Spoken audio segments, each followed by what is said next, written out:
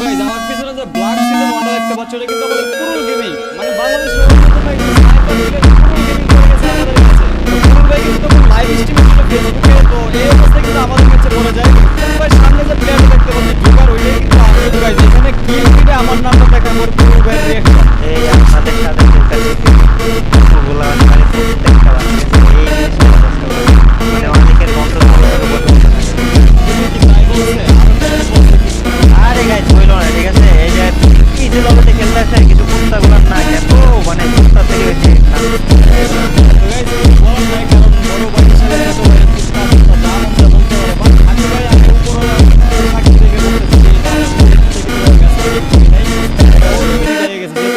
আমিও লাইভে ছিলাম তখন ঠিক আছে তোমরা যারা লাইভে শুনেছো তারা জানো আমি কখনোই প্রথম ম্যাচটা ম্যাচ কাউন্ট করি না